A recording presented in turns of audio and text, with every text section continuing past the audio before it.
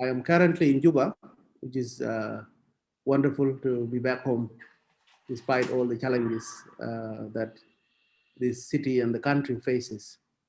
Nothing is like being home, although there are many challenges in the city as well as from what I understand, the situation is also tough in the countryside, which is where I'm headed. But it will be home and wonderful during the holidays. Bahar Ghazal is always breezy and quite cool during this time of the year, and less fewer mosquitoes up there in the dry season. A village called Marol, which is where my family is. The school is going very well. From what I see, was an interesting story the other day when I tried to board a border, which is a motorcycle transport in Juba. And the young man that drove me, when I got to my destination, I tried to pay him, and he said, "No, you can't pay me." And I said, "Why?" And he said, "Because you put me through school." So you see, when you do good for your community, for your country, it's not always just for the country or community. It's also for you, for yourself. That's fantastic. Is this the worst you've seen South Sudan, or have you seen it in a worse situation? You said you are in Juba now and things don't look good. In terms of hope and looking forward and trying to imagine what the future holds for this country,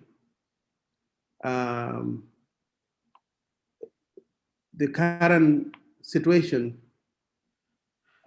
is extremely bad, but everybody keeps talking about things getting better in the near future. As the leadership of this country transitions, as people begin to realize some of the mistakes that we have made since the end of the Liberation War, people are convinced that things can turn around in this country. But in terms of life as it is today among the ordinary people, things are actually worse than they were at some moments during the Liberation War. And I can explain. Part of the reason why things look worse now is that we have this in the back of our head, the fact that we have a country, the fact that we have a nation, and yet we are not able to resolve the most basic things in our country. Yeah. What is it to clean the city? What does it take to remove garbage from the streets? It doesn't take much. That's right. Exactly. But because there is laxity in the institutions of the state, the institutions of the city and the counties,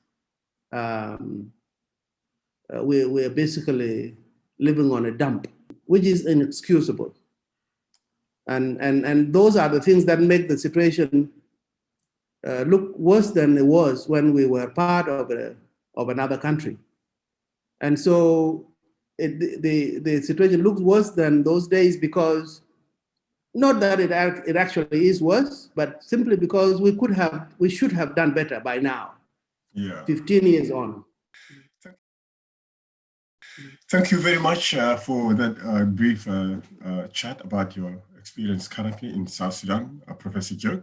Now we'll move on properly to our part 2 of our meeting, which is the response of people to how you spoke last time. So the first set of questions come from Amanda Paul. The first question is, what else do South Sudanese have in common other than the joint history of misery? If so, what is it that joins them together? And if not, why? Why is it that they don't have more in common? Yeah, I know Amanda. I met her with a group of youngsters who came to Oxford University when I was there in 2019. And we did some work with the South Sudan uh, museum collections that are at Pitt Rivers Museum at the University of Oxford, and she impressed me a great deal, and so did all the other young people who came to that program, and they have made a video. Those of you who are interested in that might be able to find it on YouTube about the museum and the work that they were doing with the collections that came from South Sudan and are housed at that museum, reflecting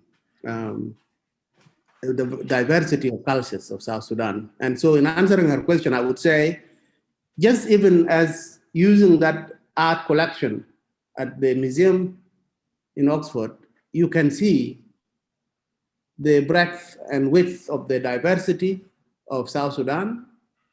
But at the same time, through those same objects, you can see the connections that are there between all the various groups. These connections are similarities in language, the names of objects, many of them are similar between different ethnic groups. The uses of some of those objects, which they have, our art objects have triple roles. They are aesthetics, they are produced aesthetically to be pleasing to the eyes. They are also spiritual. They are used such as spears and drums. They are all used for spiritual purposes, but they are also functional. You can use them for as utensils around the house, even though where they are exhibited in foreign museums, they are sometimes mislabeled and applied and are said to be useful for something that the South Sudanese never used them for, such as fishing spears that they were never meant to be fishing spears, but they are labeled as fishing spears, things like that. So the connections are there through our culture, through our art, through some of the functional arts that we produced. This can be used through museum exhibitions and through cultural centers to show that South Sudanese are far more connected to one another than they are disconnected. So that's it might be a smart thing to say for a student of culture like myself. But what is the practicality of it to ensure that these connections can actually become building blocks for a sense of nationhood, for us to insist that we are one people. This then requires policies, requires a political will and a vision from top leadership, from academics, from civil society, from chiefs and ordinary people who think of themselves as unique in their own ethnic ways, but connected to all the others in a variety of ways, including sharing borders, including trading networks. There was a time when traders from Ural would go to Tonj and buy cows and then drive these cows to Yambio and Tumbra to sell meat. Those were beautiful days when our people traveled from one corner of the country to the other without anybody harming them, without anybody looking at them in any other way but brethren and sisters. Those days are somewhat obfuscated, if you wish, by the current increased levels of violence. And so one can say, yes, all those connections are there and they are wonderful, but those connections are being weakened by the lack of political will to unite South Sudanese through actions that are done at the national level that give every citizen a sense that they belong to this body called South Sudan.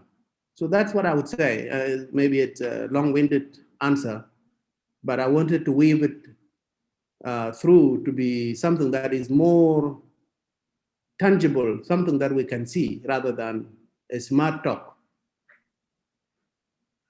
Oh, very good. Thank you very much, Professor Jok. Amanda has another question. Since the ruling elite are predominantly Dinka, do their actions reflect the sentiments the Dinka feel towards their non-Dinka brothers and sisters? And then she notes, please speak honestly whether or not the answer is palatable, because the suppressed and mentioned truths always come out in the end. Yeah. Well, perhaps I should quote Francis Madingdeng Majuk, who wrote a book called War of Visions.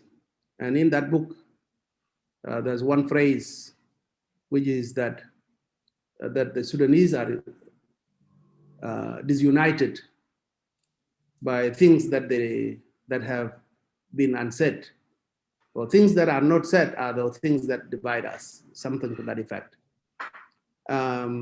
Yes, Amanda is right that when a political system is dominated, whether that is true or perceived to be, when it is dominated by one cultural group, one ethnic group, by extension, it is seen as the government of that entire ethnic group. But the realities of South Sudan are this. Yes, there may be a lot more Dinka people in the upper echelons of the government, not least the president himself. But if you compare different communities throughout South Sudan, in terms of their livelihoods, in terms of their living standards, in terms of development inputs by the government into these areas, one can say categorically that the Dinka do not, by extension, benefit from the perception that the government in South Sudan is a Dinka government. You can drive right here, just north of Juba, from Tarkeka, from all the way to go to Urul, to go to Rumbek, and all the way to Awil, and you will see that these areas, these Dinka areas, have nothing to show. If it was believed that because the Dinka are dominant in the government, then they must have invested in their areas, you will not see a thing that reflects that whatsoever. In fact, you will feel that these areas suffer most compared to some areas in Equatoria. I don't believe that the actions of the government, a government which is maybe dominated by one group, but multi-ethnic nonetheless. I mean, just look at the top leadership, whether you are talking about the vice presidents or the ministers and so forth. I don't think that the government can really meaningfully be called a reflection of the way the Dinka are seen by others. I think the fact is that South Sudanese across the country may have their own suspicions of each other, where the Dinka think that some development projects are concentrated in Equatoria, and the Nuer will think that they got nothing. They don't have political leadership. They don't have development. The Equatorian, I mean, the people of Barghazal might think that the government is from us, but we got nothing. So the impact of the way the country is being run is felt across the country, and I think even the Dinka sentiment is that there is no point for this government to be called ours, because then we lose twice. We lose on account that the government is said to be ours, but it's not giving us anything. But we also lose on account that the government is not ours to begin with, because it's a government of South Sudan, and it does things that are South Sudanese, and it fails all South Sudanese on many occasions. And if there is any benefit that goes to South Sudanese by virtue of this government, these benefits are distributed evenly across the country. And I don't think one ethnic group can be said to be a more beneficiary. There's one problem, though, not to be long. That problem is in the security forces. And Amanda has challenged me to be honest. And I think in the security forces, whether we are talking about national security or the civilian police or the military, there is dominance of the Dinka in those. And the interaction of these security forces with the citizens on the streets of South Sudan exhibit that attitude that the government is a Dinka government because of the everyday interactions between citizens and the security forces. And those interactions, a lot of them are civil and good, but there are also encounters that are very, very negative. And I think it is those negative encounters on the streets that give that perception that this is a Dinka way of doing things. And in your opinion, it is not? In my opinion, it is not a Dinka way. In fact, there are so many well-ingrained Dinka practices that emphasize equity and embracing of the other. This is the tradition, and I grew up being told all the time that your brother is already your brother by blood, whether you like it or not, is your brother. You don't have to go out of your way to prove that to your brother. But an outsider is somebody you have to prove yourself to as a humane person. And I think there is that tradition in a lot of Dinka people where they try to go out to prove to the other that they are good people in essence. It's a communal way of life. And I think it may not be reflected in the way the soldiers behave, but it is reflected in the way every other Dinka person is raised to interact with the others. There's a third question from Amanda.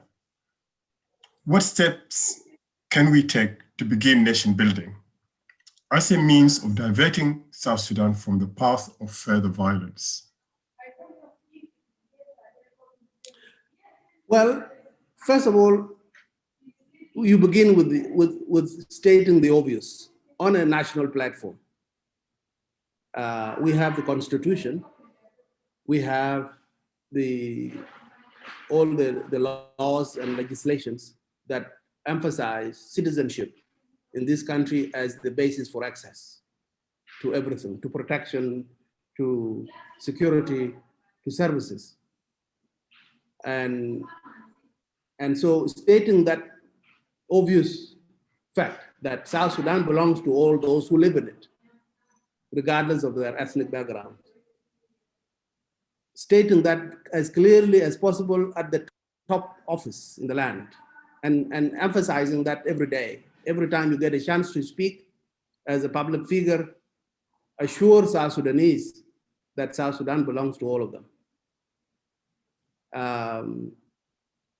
And then once you have stated it, it needs to be exercised and practiced through messages of inputs of services to various places. One way the whole class of political leaders between 1972 and 1983, the way they ran the country was exemplary in my view. And one thing that they did was that they continued what was essentially a colonial system, but something that was relatively positive, and that is mixing South Sudanese through placement of civil servants in different corners of the country. If you are a teacher, if you are an administrative officer, if you are a medical officer, you are an agricultural extensionist, you don't have to work in your natal state. You don't have to work in the place where you were born. People should be put in places where there is need for their skills. Many of us were taught by people who didn't come from our ethnic groups, and that had a positive impact on all of us. So I think the starting point is to mix civil service, the police service. The military is already mixed, which is actually the most mixed institution of the land. And then nation building can begin from within the military by imbuing those servicemen and women with that sense that they are out to serve the country and the constitution, and they are not out to serve the individuals. So that is a starting point, such that a teacher who is from Mahdi, who is teaching in Awil with the Dinka, his children will speak the local language. The Dinka person who is an administrative officer in Capoeira will have to learn the local languages, Lotuhu and what have you. At least have a good understanding of the local culture. And that is how you mix people. I think South Sudanese need to understand each other in a real sense, rather than through the stereotypes that we use to hurl insults at each other, as we have seen over the past few decades. Thank you. Thank you, Joe. The next question is from Paul Motat. And what he's saying is that the struggle for the liberation of South Sudan was a joint enterprise between the population and the insurgency, the Anyanya before and the SPLA afterwards. For example, during the war, those who were displaced into North Sudan and who were still maybe part of the North Sudanese government were the eyes and the ears of the SPLA from within the enemy territory. And they used to smuggle information outside. Inside South Sudan, the communities throughout South Sudan cooked, harbored, accommodated the SPLA. They volunteered their children to the army. In the diaspora, people campaigned, they demonstrated, they solicited the governments of those countries to understand the plight of South Sudan and understand the cause of South Sudan. So there was this alignment or alliance among the South Sudan, among all the South Sudanese, up to the point of the referendum. And there is nothing more than the example of the results of the referendum itself to actually show this, because we achieved 99% vote in favor of independence. It means that we knew what we were struggling for. But then all that changed. All that changed afterwards. So Paul goes on to talk about then there are terms now, things like we liberated you, and terms like other South Sudanese being labeled as traitors, cowards. There's a sense of entitlement that has grown up where the SPLA feels that the entire South Sudan belongs to them. So here is his question. Why are our SPLA leaders acting in this way? What is the motive behind this divisive language? And what harm is this sense of entitlement doing to our country? Thanks. Thanks to Paul. This is a great question, and it's a puzzle, and everybody is wondering how a group of dedicated liberators would spend so much of their lives and give so much of their own welfare, including leaving their children and their wives, to suffer while they were on the war fronts for 20 years, 10 years, 20 years. It's become a joke now in Dinka areas that the names that are being given to children or were given to children during the war include things like Querich, which means in the middle of the road, which might be that that child was actually born in the middle of the road while people were running, or Rory, born in the bush, or things like this. So why would people who have given so much to make this country possible, suddenly when they have the moment to finally give meaning to that effort in terms of a strong country, why would they fail so miserably? I think my answer is that the number one thing is simply one of ignorance. People not having prepared themselves to run a state.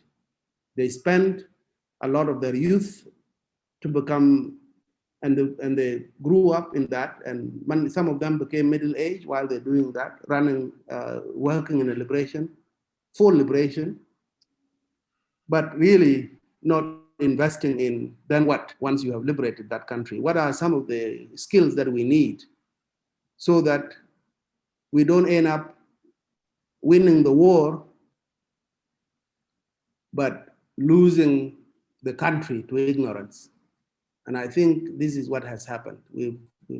This country is lost to ignorance of how a state is run. Yes, there are those individuals who might feel entitled and who will always shout and pound their chest that we liberated it and so forth, but it's not everyone. It's actually quite a minority of people who would use that. A true cadre of a liberation would not throw that in the face of his or her fellow citizens as if they had gone to war and expecting to be paid by the people, when the people themselves had also contributed to the liberation. I think it is ignorance.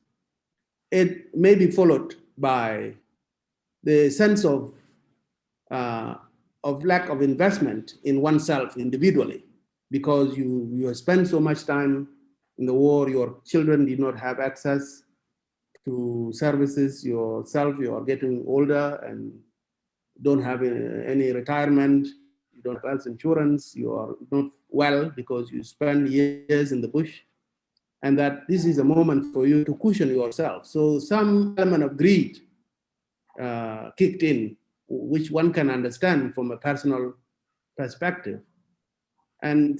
But that is also facilitated by a third factor, which is the loopholes in the law and order, where people don't adhere to basic laws of the land. One key law is murky is the issue of the conflict of interest. If you are a holder of public office, there are certain things you are not allowed to engage in, including owning a business,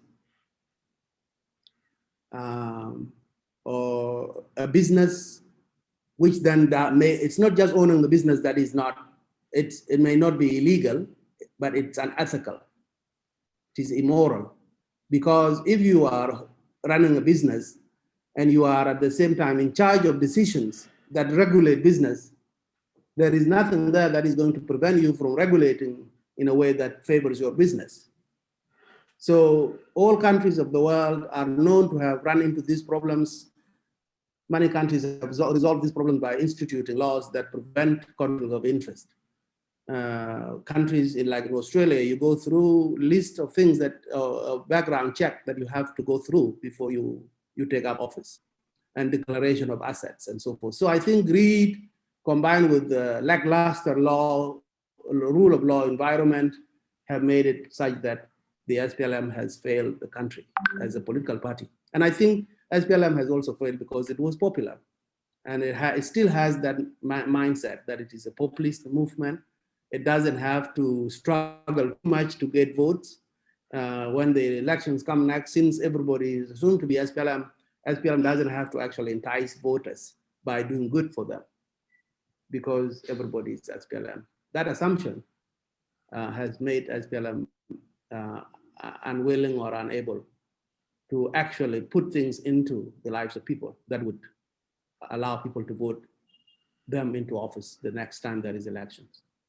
And then there are all these wars that we have, these civil wars that we have gone into since the independence. Those wars have deflected attention away from building the country and improving the lives of people, and instead concentrate on war. Thank you.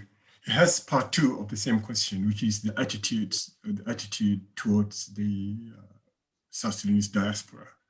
The diaspora now has a lot of cadre, has got a highly experienced people, very well-trained people, working all around the world. A huge asset that can transform South Sudan if it is tapped on. But if anything, the government of South Sudan and the institution of South Sudan as they are now seem to be completely hostile towards the idea of accommodating the diaspora. One example that is being talked about now is that there's a threat to withdraw the South Sudanese passport from people who carry dual nationalities. Any comment on that? Yeah, I think this is a very important subject, one that has been a mix of emotions and perhaps antagonism, but at the same time, there is also that sense that the diaspora are our strength as a country. And during the liberation years, John Garang used to refer to some of us who were outside and protesting the Sudanese atrocities and picketing at the oil companies in Calgary, where Talisman oil and gas used to be located. John Garang refers to these groups as the Seventh Front. And so there was a lot of contributions that were made through remittances, which continues to this, which continues to this day. It continues. Remittances are a big part of the South Sudanese economy now, right? People have not tallied or quantified how much South Sudanese are sending home from abroad, but estimates are that it's contributing significantly to the liquidity that is remaining in South Sudan today. Financial inputs from abroad are immense. And experience of other countries say that it's a lot more than foreign aid. What the nationals of the various countries in the West particularly send home is far greater than the loans you get. I mean, the foreign aid you get. Anyway, South Sudanese are scattered in all corners of the globe. Most of them are in North America and Australia and Europe. And they all have families back home. There were some moments when there was tension. And one of those moments was just before independence, a lot of diaspora people who had skills came back home and they were employed in the government. And they demonstrated their capacity to run a state. But because they have homes, they have children abroad, when they come, they don't bring their children because the services were still not comfortable here. Being in Juba, meaning you are earning and then sending money outside to support your family. So it was a kind of a reverse of the expectation that instead of money coming in, the money was now going out.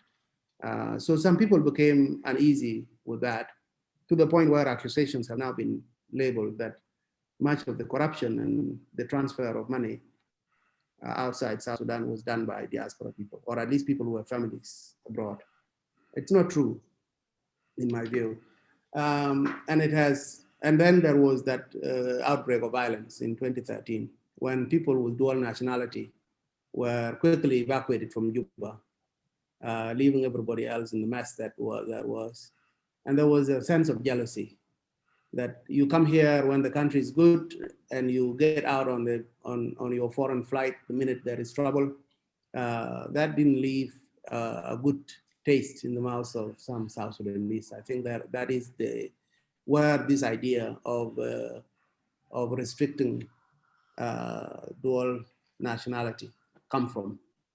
I think it's a misguided, if it ever been considered seriously as a policy, I think it's a misguided policy. It's impractical.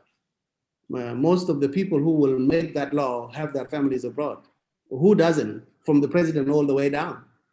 And it's just not possible, nor is it desirable, and it's not practical in terms of the contributions that people make in terms of skills, but also in terms of the money that they send home. Even further, in terms of being representatives of the country in those countries, having a big diaspora community in Australia means that Australia can be, in Australian policies towards South Sudan can be influenced by South Sudanese there. And so is the case for all the other countries with the significant numbers, like in Canada and the United States. It's good for South Sudan all around to have so many South Sudanese living in foreign countries where they can influence things. And I think that really needs to be understood back home, that regardless of all the negative things that you think about the diaspora, the positive things and contributions they make are far greater, and you should not lose them. And you should not disadvantage the country simply because you misunderstood the contributions being made. Thank you very much for that, Professor Jok. A couple of questions from Agog Mayikriak. Before independence, suffering South Sudanese endured under Northern rule helped unite them. Why are they not united by the suffering they are now enduring under their own government? But instead, they seem to be more divided. Yes, it's another great question. I think the obvious reality there is that the suffering was at the hands of an external enemy, if you wish. So it was easy to disregard our own differences in the interest of keeping our eyes on the big or the biggest elephant.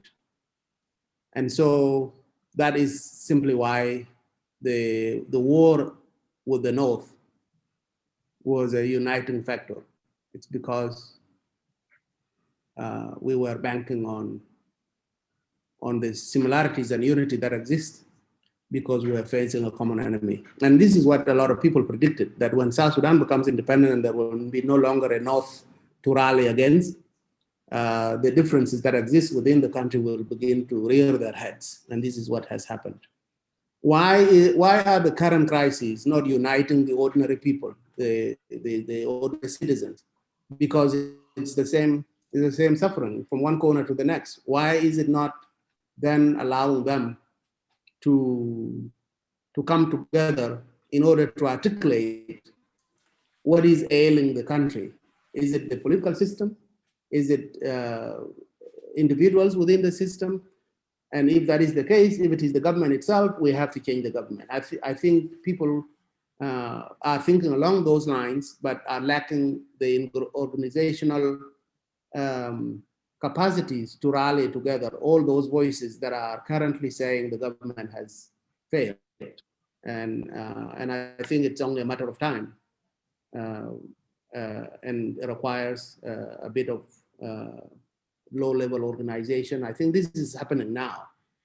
People are beginning to talk together on social media platforms, and critical masses of people are forming around their most important issues. There are people forming around the corruption that has bankrupted the country.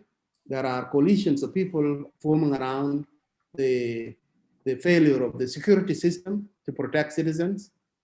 There are communities on social media forming around the push for enforcement of laws so that the laws of the countries are regarded.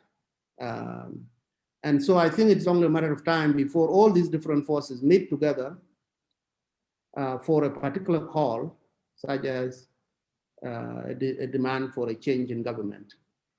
What worries me about that, of course, is if this process takes so long that people become so frustrated that they would take the law into their own hands, what could have been a more organized revolution for transition and change could become a more chaotic process, which then does not help the country going forward.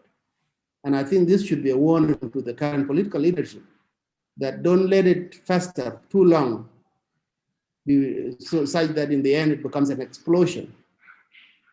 It is better to respond to some of the demands for reforms.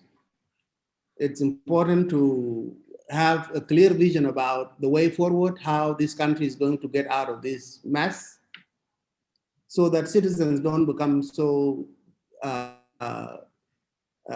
jaded that their only path that they could see is a more violent revolution down the road.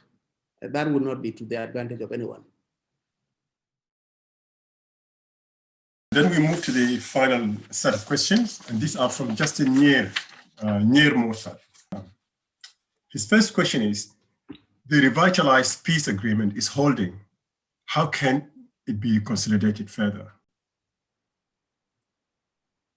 Well, I mean, any peace agreement is as good as the capacity of the parties to it to continue to negotiate. Because the implementation process of any political settlement is a negotiation through the implementation, right? So when in the process of implementing clause 1 in the agreement, you run into hiccups, your ability for this peace agreement to last and to stick and be durable is how you overcome that hiccup, that bump on the road.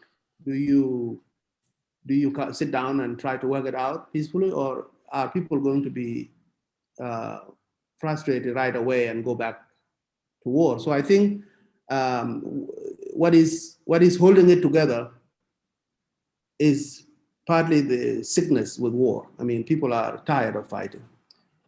But what is going to make it last and meaningful and really translate it into real peace in the lives of everyday people is the commitment of the parties, the leaders of the parties that are signing it.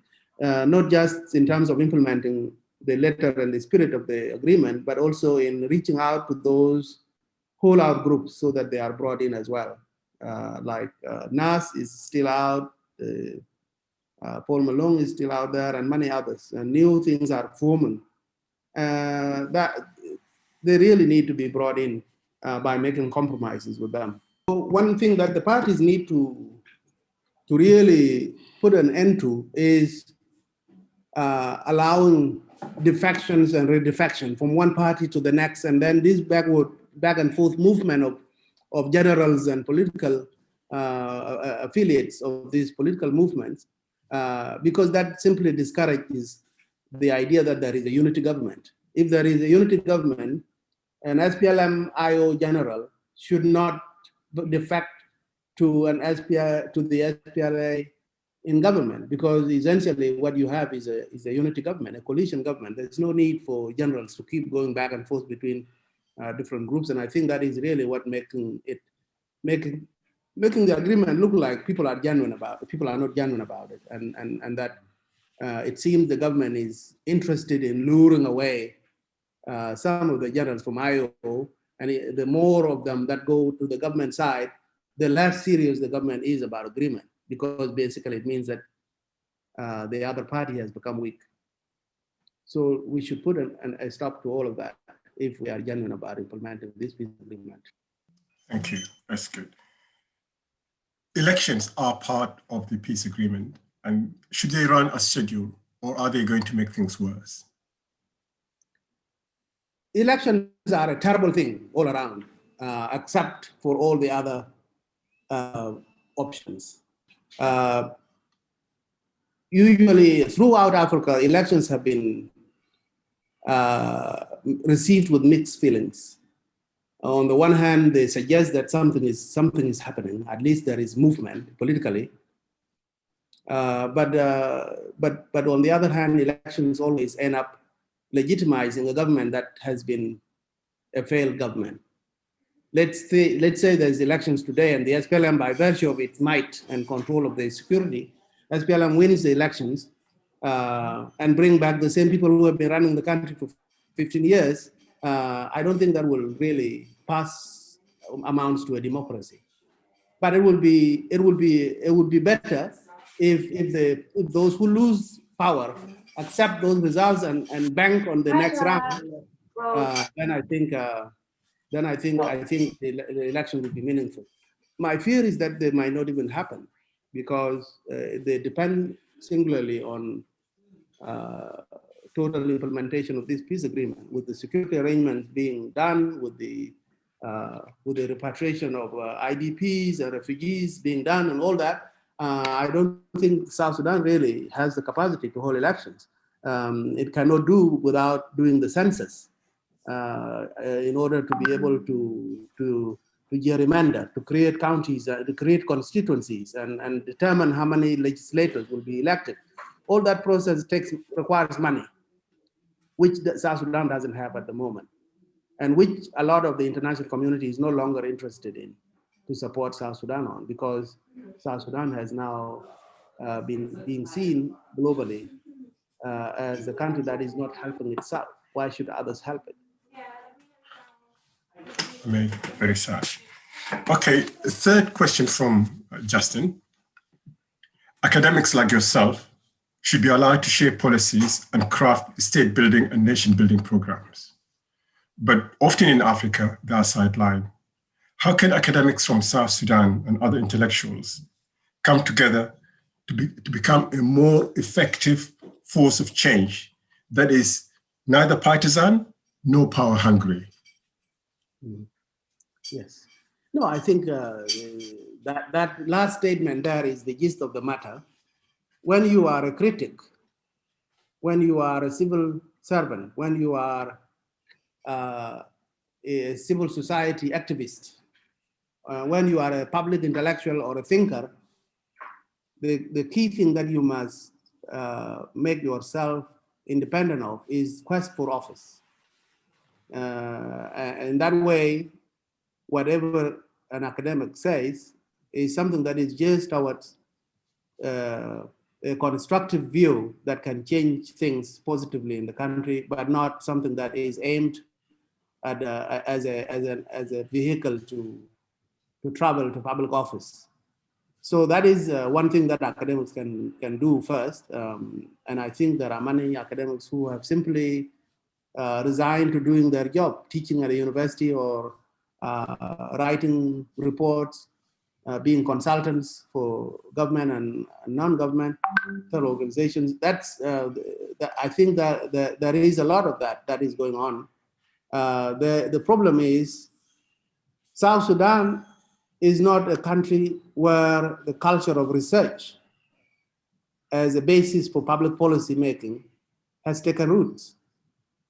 So this is one thing that academics need to emphasize, to cultivate a culture of credible field-based analysis as a basis for decision-making in the country, such that all the major policy decisions that are being made in the ministries are not just made in a vacuum, that they are made based on proper analysis, proper generation of data.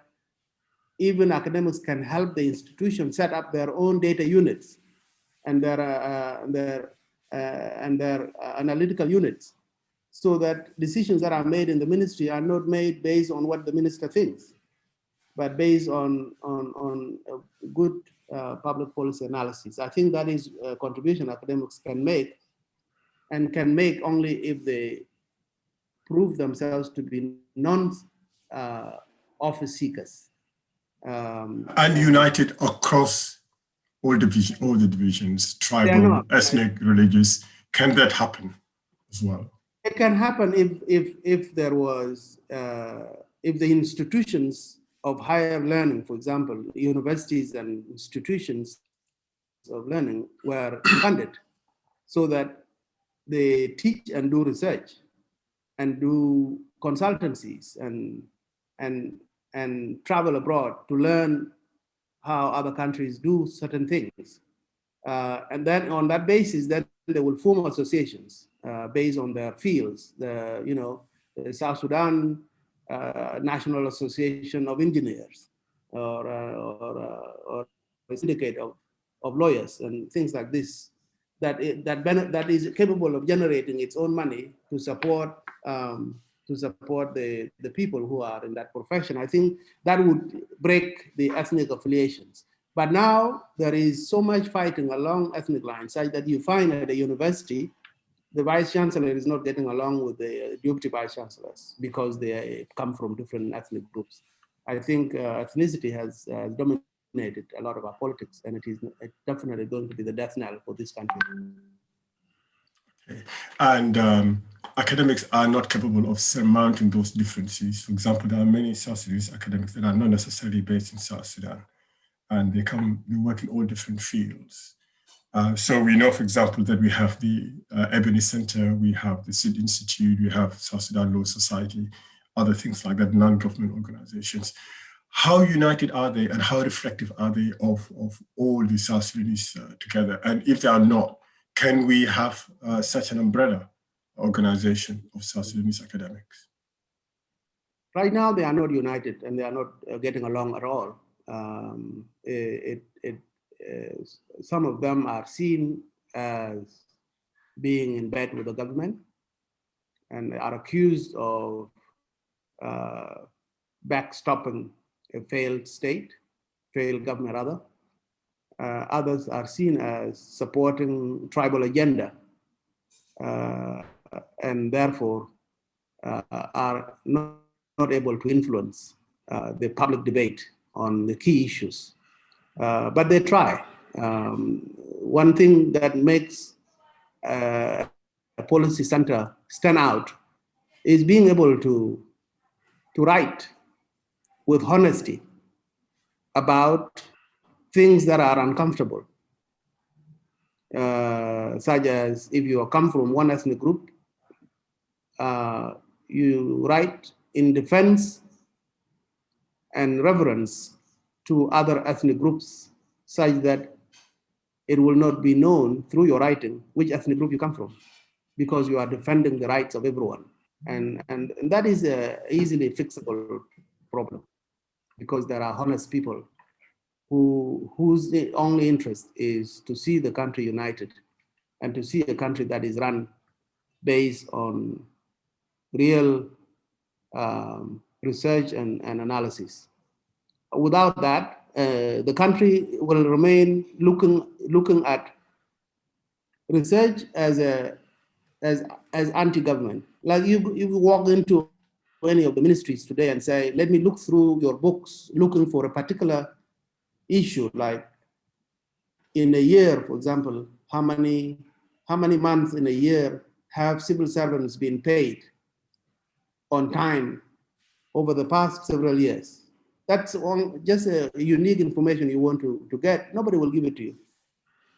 And unless we have that information on public records, what is the basis for anybody to make decisions?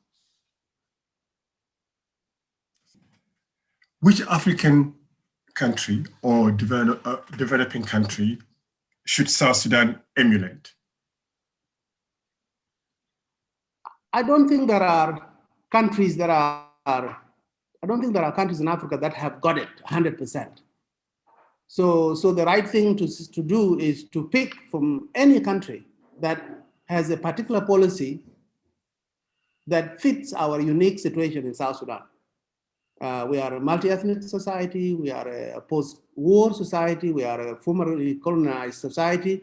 There are things that are common between us and many other countries on the African continent. Which country has fixed some of these problems in a way that we think would fit our situation? So if we go into the field of infrastructure, building roads and setting up electricity and ensuring that the cities are clean, we might choose to look at Rwanda and see how did Rwanda achieve that level of order and cleanliness and efficient public utilities. A country that was racked by genocide a mere 26 years ago. In Kenya, for example, they have efficient financial system. You might be able to pick that from there.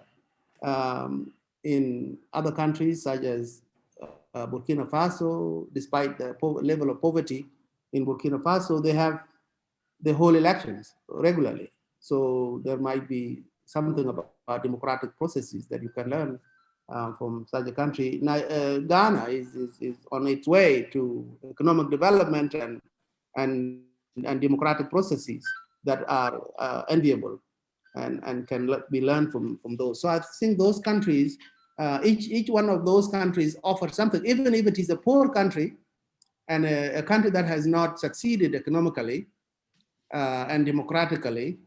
I think there is still something that can be picked from them. The Zimbabweans have the best educational system on the African continent, such that literacy rates are through the roof. And it's not just literacy, it's substantive education where people actually learn math and science and engineering and agriculture. A type of education where a graduate actually has a skill that can be applied in everyday life, which is the kind of education we don't have in South Sudan. Right now, we are going for mass education, and we are churning out loads of university graduates, most of whom don't have a skill in anything. That kind of education is hollow and doesn't help. In fact, what it does is it arms a large number of people with this expectation that they are university graduates and should all be given jobs. And where are these jobs going to come from? And if the jobs are there, how are they going to perform them if they have not had a basic education that can be applied in everyday lives?